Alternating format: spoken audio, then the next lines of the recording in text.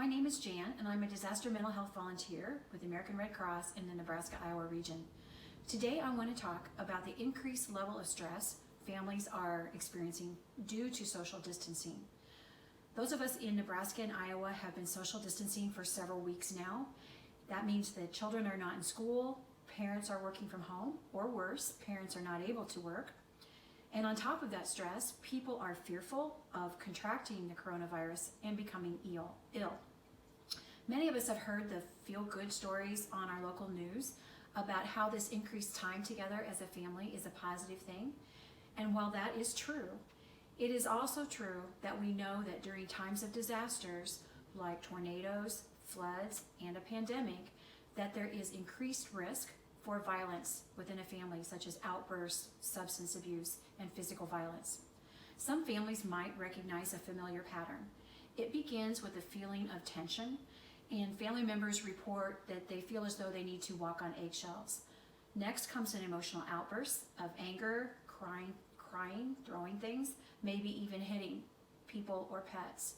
Next comes an apology, followed by a promise to do better. This pattern, called the cycle of violence, is a familiar pattern to many families. Please, if you experience that, know that you are not alone. Families all over the world describe this pattern.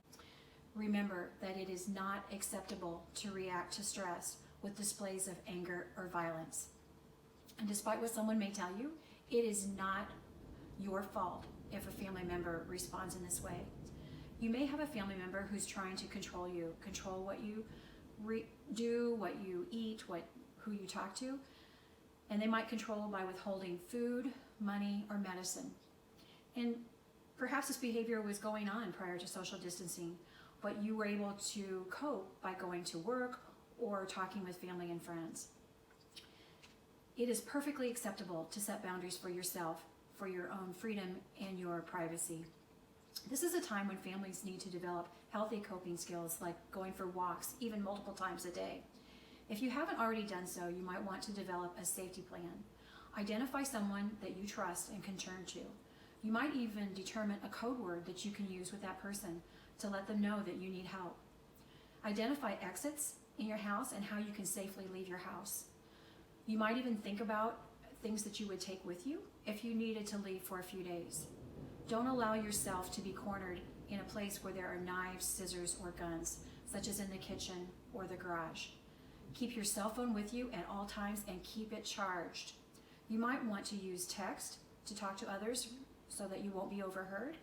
And go ahead and arrange your settings on text to keep your privacy. If you think someone is watching your computer usage, clear out your browser or your cache regularly. Remember, if someone tells you that help is not available to you because of the coronavirus, that is not true. The Red Cross and other public health agencies are very much aware of the increased risk of family violence during this time. And I have one resource I'm going to provide to you right now.